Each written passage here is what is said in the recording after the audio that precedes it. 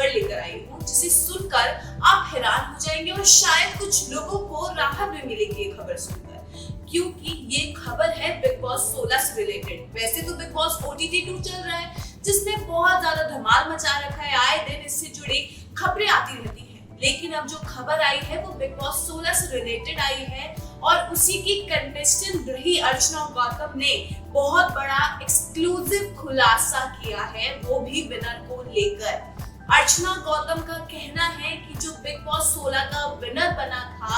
वो इसलिए विनर बना था क्योंकि जो उसके फैंस थे उन्होंने मेकर्स को, प्रोडक्शन हाउस को, चैनल को धमकी दे दी थी कि अगर आपने हमारे आइडल को नहीं जिताया तो हम आपके सेट पर आग लगा देंगे, आपके सेट को बिल्कुल खत्म कर देंगे, भस्म कर देंगे।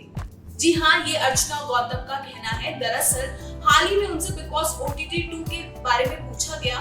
उनसे काफी सारे सवाल किए गए, तब अर्चना गौतम का ये कहना था कि उनके हिसाब से जिसके सबसे ज्यादा फॉलोअर्स होते हैं या जिसके बहुत फॉलोअर्स होते हैं उन्हें शो में कास्ट ही करना नहीं चाहिए, क्योंकि क्या हुआ था उनके सीजन में जब फिनाले का टाइम आया तो जो फैंस थे उन्होंने ये धमकी दी कि अगर आप हमारे आइडल को नहीं जिताएंगे तो हम आपके सेट को आग लगा देंगे। हालांकि उसमें अर्चना गौतम ने MC स्टैन का कहीं नाम नहीं लिया,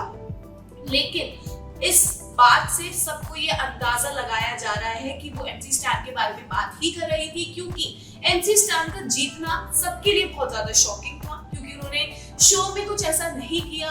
वो मंडली के सहारे आगे चलते चले गए। वो सबको बहुत क्लियरली पता था कि शो का या तो बिना शिव ठाकरे बनेगा या प्रियंका चहर चौधरी बनेगी। हालांकि इस खबर में बहुत सारे दो पक्ष जो है वो एक पक्ष जो है वो बोल रहा है कि अर्चना गौतम जो है वो सही बोल रही है, ऐसा ही हुआ होगा क्योंकि MC स्टैन का जीतना बनता ही नहीं था। लेकिन जो MC स्टैन के फैंस हैं वो बोल रहे हैं कि अर्चना गौतम ये सब जेलेसी की वजह से बोल रही है। मगर अगर आप बिग बॉस शो को अगर हम देखेंगे तो खुद सलमान खान ने ये बोला था कि सबको ये लग रहा था कि प्रियंका चहर चौधरी शो की बिना बनेगी। अगर आप फिनाले का भी देखेंगे तो MC स्टैन को एंड टाइम पर शो से बाहर निकाला गया था, जब ये खबर आई थी कि MC स्टैन जो है वो इविक्ट हो गए हैं और अब जो दो कंटेस्टेंट्स बने हैं, जो टॉप 2 कंटेस्टेंट्स हैं वो प्रियंका चहर चौधरी और शिव ठाकरे हैं। लेकिन